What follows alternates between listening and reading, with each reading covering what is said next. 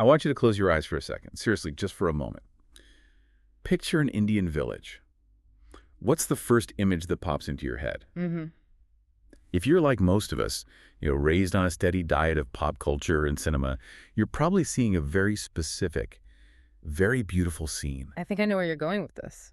You see those endless fields of yellow mustard flowers, sarsen cake swaying in a gentle breeze. You see a bullock cart lazying down a dirt road.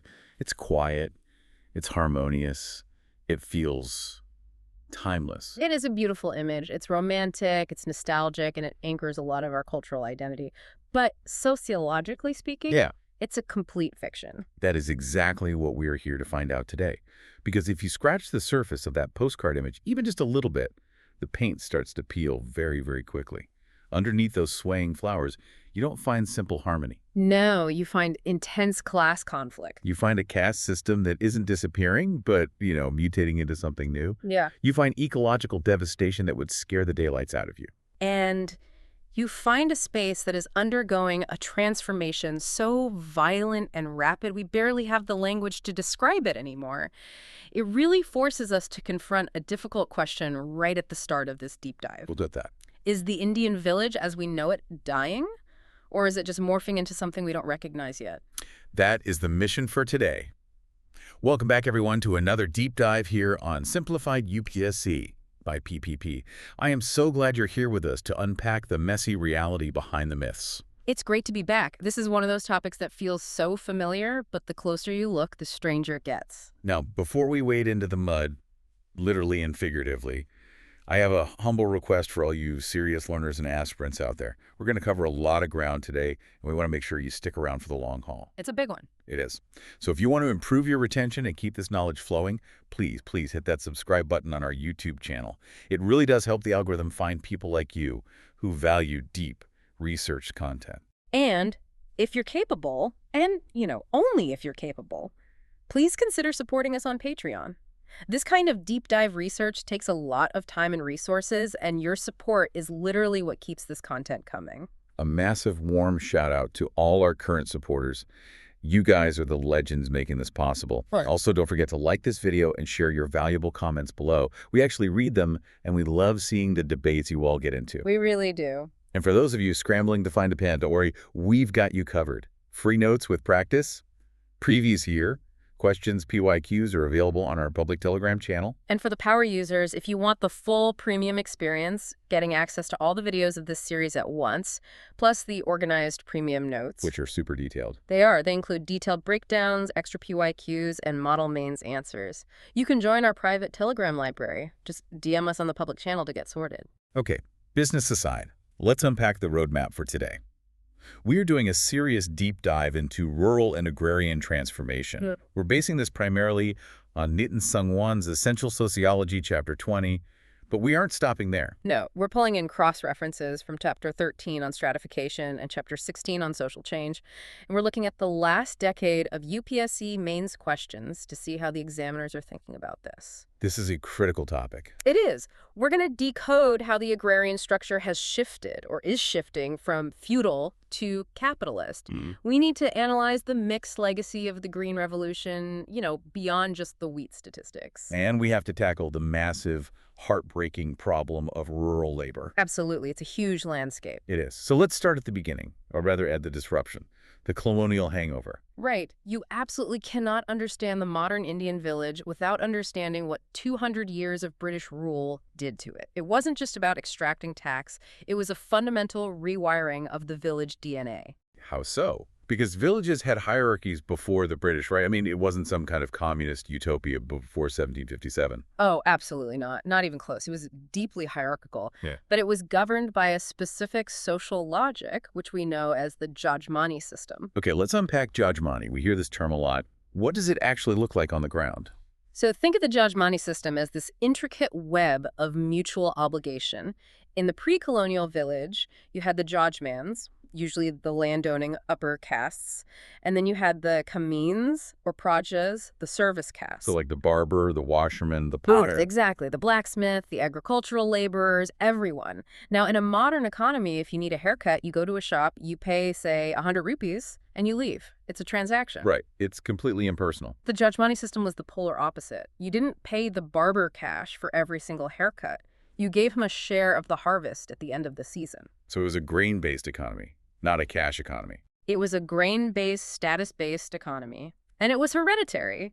If your father cut my father's hair, you cut mine.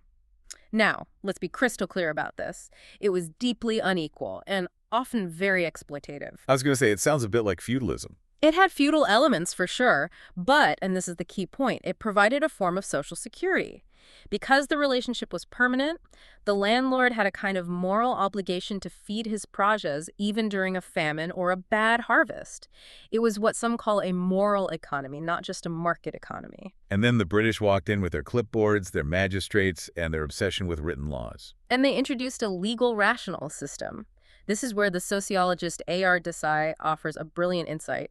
He points out that the British introduced the commodity nature of land. Commodity nature. You mean land went from being something you belonged to something you owned, like a product? Precisely.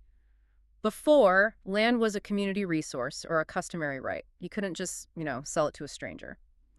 Under British, land became a private asset, a commodity. And because it was a commodity, two very important things happened.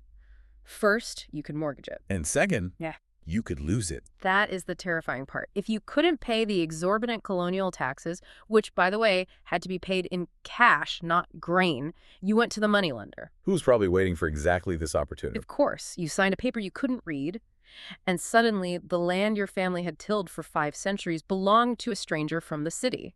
So the British essentially created the class of landless laborers and the predatory moneylender system we still see today. They institutionalized it. They completely destroyed the traditional stability, however unequal it might have been, and replaced it with a system where land became a source of constant anxiety. Which is why, despite all the talk about industrialization and startups, the rural economy remains what the source calls the Achilles heel of the Indian economy. Exactly. It's where the majority of the people are.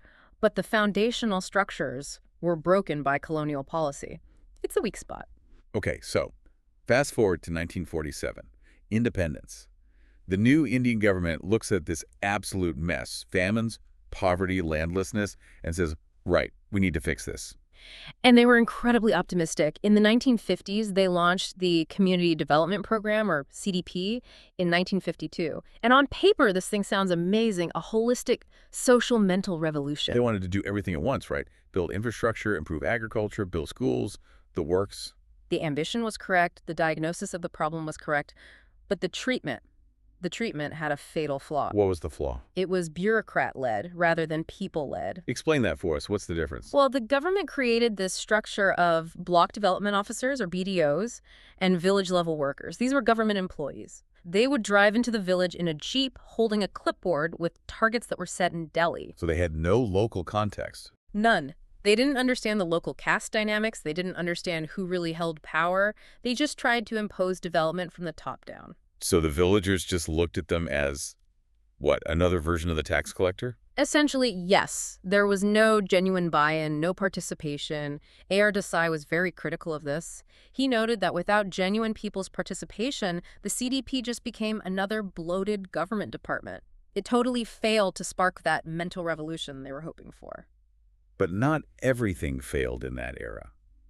We have to talk about the cooperatives, because when we say cooperatives in India, everyone's mind immediately goes to one thing. Amul, the White Revolution. It's the ultimate success story, isn't it? Milk farmers coming together, cutting out the middleman, and creating a global brand. It's a fantastic grassroots success story. It showed that if you mobilize people correctly, cooperatives can absolutely transform an economy. But, and this is a really big but, most other cooperatives in India did not turn into Amul. Why not? Why couldn't we just copy-paste that success everywhere else? 2 words that are crucial for any sociology student. Elite capture. That's a key term for our listeners. Let's unpack it. What is elite capture? Elite capture is what happens when the rich farmers or the upper castes in a village take control of the cooperative. Think about it. Who has the time to sit on the board of the cooperative? Who has the education to read the ledgers? Who has the political connections to get the government grants? The dominant families, the local bigwigs. Right, so they form a cooperative ostensibly for the benefit of the poor, but they end up using it to give loans to themselves or to buy machinery for their own farms. The cooperative becomes a tool to serve their own interests, not the community's. So it becomes a political vehicle instead of an economic one? Exactly, it becomes a vote bank. The source material also mentions that they often lacked professional management.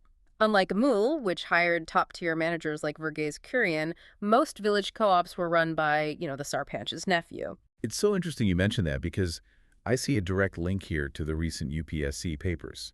In 2023, Paper 2 asked about the challenges faced by cooperative movements, and back in 2021, they asked about the role of cooperatives in rural development.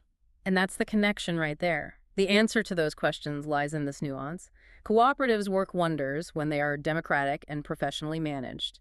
But they fail, and they often did fail, the moment they get hijacked by local elites or become political tools. Okay, so the soft approaches, CDP, cooperatives, Yeah. were a very mixed bag. But the government had another much bigger weapon in its arsenal, a legislative weapon. I'm talking about land reforms. Oh, yes, the unfinished agenda. That's what we call it in sociology, and for good reason. Land reforms were supposed to be the great equalizer. The idea was simple, wasn't it? Take land from the massive feudal lords and give it to the tillers. Simple in theory, but incredibly complex in practice. The source material breaks this down really well into 3 distinct waves. Let's go through them. First up, abolition of intermediaries, which is basically Zamindari abolition. This was, without a doubt, the most successful phase. We're talking about the removal of that layer of parasitic feudal lords who stood between the actual cultivator and the state. The numbers are staggering. Roughly 20 million tenants became owners. 20 million, that's a huge number. It's a massive transfer of rights. You cannot ignore the scale of that achievement. So that sounds like a big win. It removed that old feudal top layer. It was. But then we get to the second wave. Tenancy reforms. This was the attempt to fix rents and secure tenure for the people who were actually farming the land. The government said, look, you can't charge more than X% of the produce as rent, and you can't just kick the tenant out whenever you feel like it. And the verdict on that one? Largely a failure. Why? If the law's on your side, why did it fail so badly? Because of a phenomenon called concealed tenancy. Okay, another key term. Let's unpack this. What is concealed tenancy? Imagine you're a powerful landlord. The new law says if a tenant farms your land for a certain number of years, they gain rights to it. So what do? You find a way around it. You force your tenant to agree, verbally, of course, never on paper, that they aren't a tenant at all. You make them say they are just a laborer. Exactly. Oh, Ramu, no, he's not my tenant. He's just a farm servant helping me out. Since there's no written record of tenancy, Ramu has 0 legal rights. The landlord can just rotate him to a different plot of land every year so he never builds up a legal claim. The tenancy is concealed from the state. It is just devious. So the law exists, but the reality on the ground bypasses it completely. Completely. The only places where this really worked were states like Kerala and West Bengal. Think of Operation Barga, where you had strong leftist political parties that actually went out and mobilized the tenants to stand up and register themselves. But in most of India, the power dynamic was just too skewed in favor of the landlord. Which brings us to the third wave, land ceiling acts. The government basically said, okay, no one person needs 500 acres. We are putting a ceiling on how much land you can own. And this is where the creativity of the Indian landlord class really, really shined. This is where we see the widespread use of Benami transfers. Benami meaning without a name, or under a fake name. Or under the name of a distant relative, a loyal servant, or even a pet. Benami? A pet? You're serious? There are famous anecdotal stories of land being registered in the names of family dogs or cows just to keep it within the household, but technically under the legal ceiling limit. But the more common method was something called the paper partition. What's a paper partition? A husband and wife would go and get a legal divorce. On paper, they are now 2 separate households, so they can each legally hold the maximum amount of land allowed. But in reality? In reality, they live in the same house, sleep in the same bed, and farm the same land as a single unit. The divorce exists only in the land registrar's office. That is incredible. Cynical, but incredible. So the Ceiling Acts had more holes than a sieve. But despite all these failures, the agrarian structure did change. It wasn't the old feudalism anymore. No, it wasn't. It was something new. And this is where we need to bring in the theorist Daniel Thorner. He described this shift from the old hierarchy to a new, simpler one. Malik, the owner, Kisan, the working peasant, and Mazdur, the laborer. But the most fascinating group to emerge from this whole churn has to be what Rudolph called the Bullock capitalists. Yes. If you are a serious aspirant, you need to underline this term in your mind.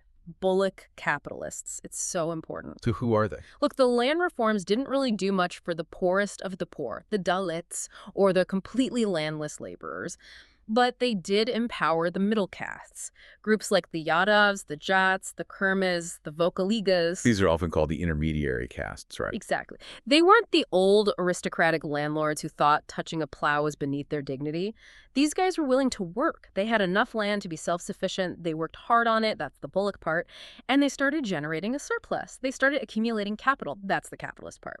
These Bullock capitalists became the new dominant power in rural India. So power effectively shifted from the old upper caste zamindars to these middle caste aggressive agriculturalists. Precisely.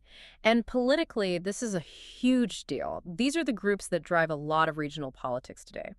If you look at the rise of parties in UP or Bihar in the 1990s, you are essentially looking at the political manifestation of the rise of the Bullock capitalists. There is one massive group we haven't mentioned yet in all these reforms. Women. That's a glaring, painful omission. The source material highlights this very starkly. The land reforms were almost totally gender blind. When land was transferred, it was transferred to the head of the household. Which, by default, in a patriarchal society, always meant the man. Always meant the man. So in a very real way, while trying to fix class inequality, the state actually reinforced patriarchy. It solidified the man's economic control over the entire family.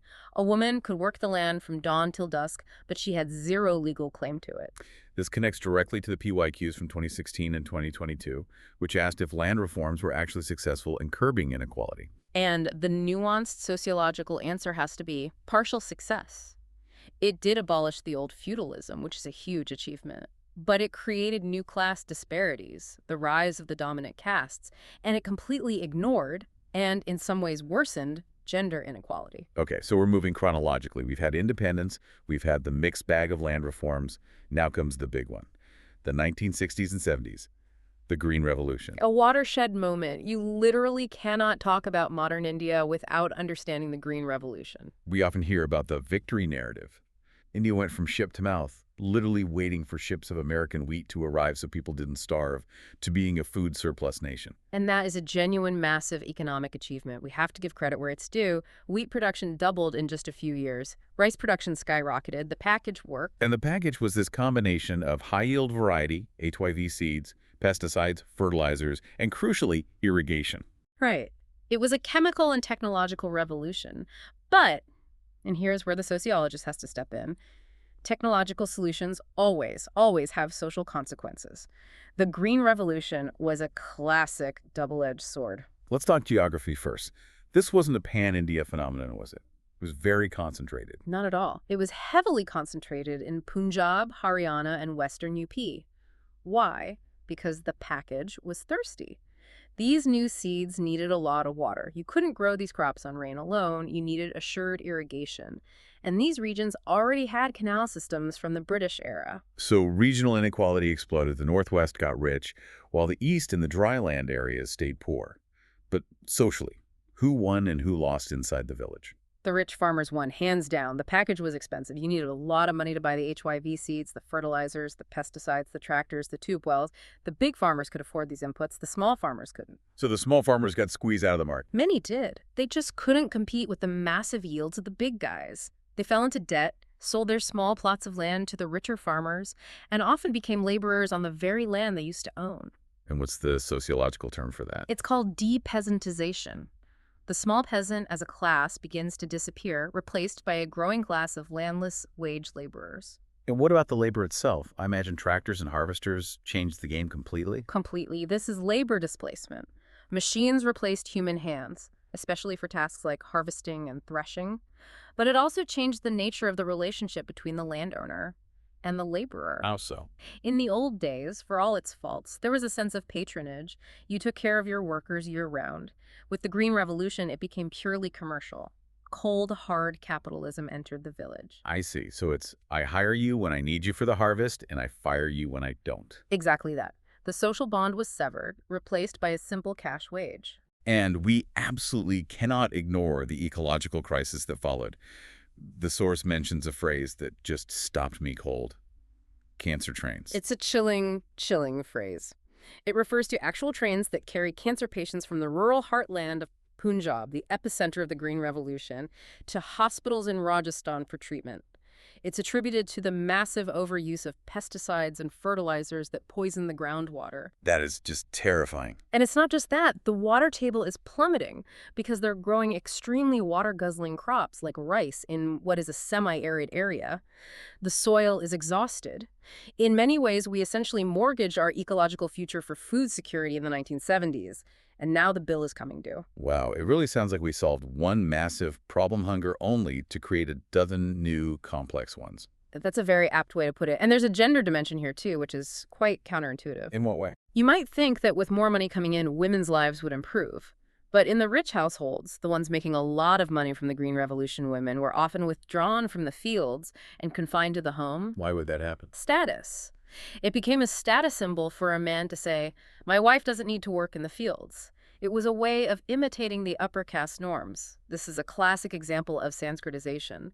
But for poor households, the Green Revolution meant women had to work even harder, often for less pay, as men migrated or machines took over the better-paying jobs. This directly addresses the 2023 PYQ that asked us to critique the victory narratives of the Green Revolution. It wasn't just a victory.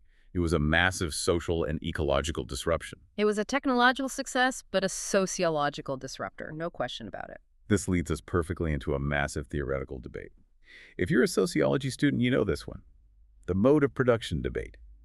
The big question, is Indian agriculture feudal or capitalist? The great Indian debate. It's one of those questions that scholars have fought over for decades. It sounds very academic, but it's really about trying to understand how the rural economy actually functions on the ground. So on one side, you have the argument for feudalism, or at least semi-feudalism. Right. Theorists like Pradhan Prasad, who focused on places like Bihar and eastern UP, made this case. They pointed to things like bonded labor, the overwhelming dominance of caste, and the lack of a truly free market for labor or land. They'd say, look, this isn't capitalism. The surplus is being used for luxury consumption by landlords, not for reinvestment. This is semi-feudalism. But then you have the capitalist argument, which was championed by heavyweights like Utsa Patnaik. Utsa Patnaik basically argues that the Green Revolution fundamentally shifted the entire logic of farming.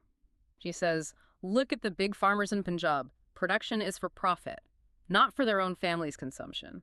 Labor is paid wages in cash, not in grain. And crucially, the surplus profit is being reinvested back into the farm, buying better tractors, more land to make more profit. That, she says, is the classic definition of capitalism. So, who is right? Is it feudal or is it capitalist? In a way, they both are. Or rather, the reality on the ground is a messy, complicated mix. It's a capitalist transformation that is happening within a semi-feudal society. This is where André Bataille brings in his nuanced view. He says, you can't just look at land ownership. You have to look at caste, education, and political power all at once. And we're seeing new kinds of classes emerge that don't fit the old molds, like the gentleman farmer.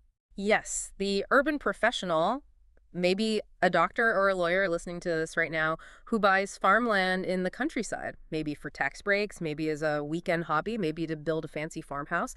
They aren't peasants in any traditional sense of the word. They are capitalists parking their money in land. And then on the other end of the spectrum, we have a term from the source material that I found really evocative. Loose-footed labor. This is from the work of Jan Bremen. Jan Bremen's work on this is absolutely essential. Loose-footed perfectly describes the plight of the modern migrant laborer. Think of the worker from Bihar going to Punjab for the harvest season. Right. Local work in Bihar is dead or doesn't pay enough, so they move. But in Punjab, or in the cities, they are treated as total outsiders. They have no roots, no social security net, no community. They're constantly on the move, loose-footed, just trying to survive from one season to the next. It paints a picture of extreme vulnerability, doesn't it? It is. Bremen calls them the hunters and the hunted. They are hunting for work, but they are hunted by debt and exploitation. They are unorganized, often viciously exploited, and completely invisible to the state's welfare mechanisms. Let's deep dive into that specific problem, the problem of rural labor. We've talked about loose-footed migrants, but what about bonded labor? Article 23 of the Constitution prohibits it. It should be gone by now. Ideally, yes. In law, it is gone. But sociologically, it persists in new forms. We call it neo-bondage. Neo-bondage. How is that different from the old style of bonded labor? Well, the old style was often hereditary. Your grandfather owed a debt to the landlord, so you were born into servitude. Neo-bondage is more transactional, and it's deeply tied to modern capitalism. Can you give us an example? The classic example is the brick kilns or sugarcane harvesting. A labor contractor, a middleman, goes to a poor village during the lean season when everyone is hungry and desperate. He offers a cash advance. Which must seem like a lifeline at that moment. Exactly. Here's 20,000 rupees. Come work at the kiln for 6 months. But the moment you take that cash, you are owned. You and your family are packed onto a truck taken 500 miles away to a place you don't know. You cannot leave until the debt is paid. But the wages are set so low, and they deduct for food and housing, so you can never actually pay it off. You've got it. It's a debt trap disguised as a form of employment. So it's a modern form of slavery. It is. Jan Bremen calls this the shift from patronage to exploitation.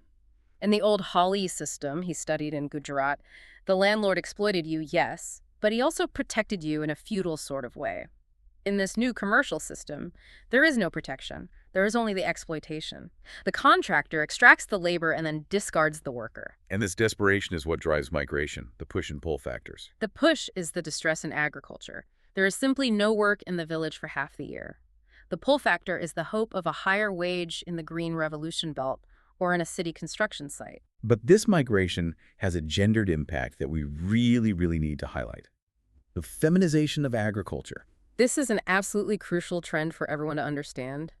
As men migrate to cities or to other states looking for better paying work, who is left behind to manage the farm and do the agricultural labor? The women. The women. A huge percentage of agricultural work in India is now done by women. But, and here's the massive kicker, they still don't own the land. They own less than 15% of the land in India. So they are doing the work of farmers, but have the status of laborers or just helpers. They have all the responsibility, but none of the power, none of the property rights, and no access to credit or government schemes which are tied to land ownership. That is a critical disconnect. Yeah. And it connects straight to the PYQs from 2020 and 2022, which specifically ask about the feminization of agriculture. It's not necessarily empowerment. For many, it's just an increased burden. It's often a distress-driven feminization, not an empowered one. That distinction is absolutely vital for your mains answers. Okay, we are now moving into the contemporary landscape. Section 6, the crisis of profitability. If you just look at the macro numbers, it's alarming. Agriculture contributes about 15% to India's GDP, but it still employs roughly 50% of the workforce. That math just doesn't work. That means half the country's population is sharing only 15% of the economic pie. Exactly. That fundamental mismatch equals poverty. It equals a deep structural crisis. Input costs for seeds, diesel, fertilizer are constantly rising, but the prices for crops often stagnate or crash. The farmer is caught in a pincer movement. Which leads us to the most tragic symptom of this entire crisis, farmer suicides. It is a profound humanitarian tragedy, and sociologically we can look at it through the lens of Emile Durkheim's theory of anomie. Anomie. That means normlessness, right? A breakdown of social bonds and norms. Yes. The Indian farmer today is facing a situation where the old support systems, the joint family, the village community, the Jajmani relationships, are fracturing or disappearing. At the same time, they're being exposed to the ruthless volatility of the global market. So they're isolated. They're isolated. They borrow huge sums of money for a crop. The crop fails or the prices crash, and they feel a profound sense of hopelessness and shame. That is anomie. It's not just economic debt. It's a social and moral breakdown. And this despair has fueled a new wave of politics, hasn't it? The new farmers' movements. It's really interesting to contrast these with the old peasant movements. Pre-1980s, peasant movements were mostly fighting against landlords.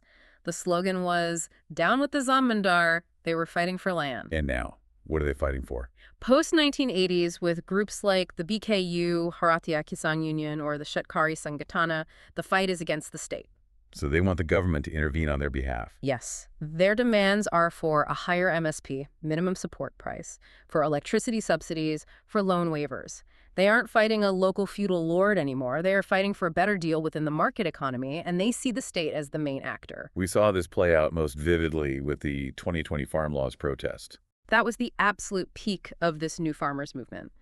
The source material mentions that the core fear driving that protest was the fear of corporatization. The fear that the existing Mandy system and the MSP safety net would be dismantled and they would be left completely at the mercy of big corporations. Exactly.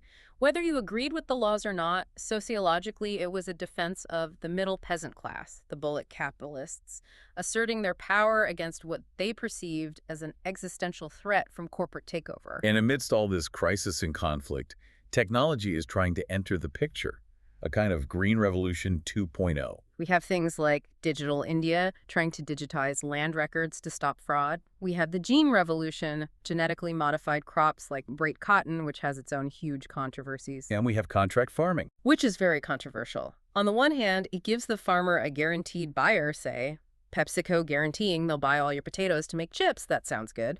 But on the other hand, there is a massive power asymmetry. Can a small farmer in a remote village really negotiate a fair contract with a multinational giant? That's the big concern. We have covered a massive amount of ground today. I mean, from the British destroying the community land system all the way to the rise of the bull capitalists, the complex legacy of the Green Revolution, and this current deep crisis of profitability. It's a long journey, a journey from a relatively stable, though unequal, feudal structure to a complex, messy, semi-capitalist reality where class and caste and the global market are constantly interacting in unpredictable ways. So as we wrap up, let's go back to that question we started with. Is the Indian village dying? I don't think it's dying, no. But it is fundamentally changing its character. Okay, so here is a provocative thought for our listeners to mull over. We see urbanization increasing relentlessly. We see agriculture becoming unviable for the smallholder. Are we heading toward a future where the Indian village ceases to exist as a social unit, as a community, and becomes just a production site for corporations? That is a powerful and very important distinction. A production site versus a social unit. If the village becomes just a factory floor for agro-business, what happens to the culture, the relationships, the identity that people engulfed there? If the village is just a place where food is made, does it stop being a village in any meaningful sense? That is the existential question for rural India in the 21st century. Something to think about. Learners, thank you so much for sticking with us through this deep dive. This was based on essential sociology and our analysis here at Simplified UPSC. We hope this helped connect the dots for you between history, sociology, and the headlines you read every day. Once again, a very humble request.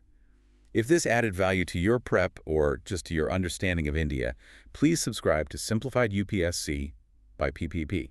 And if you can, please consider supporting us on Patreon. It allows us to keep the lights on and the research deep. And don't forget the Telegram channels. The public channel is great for free notes and PYQ practice.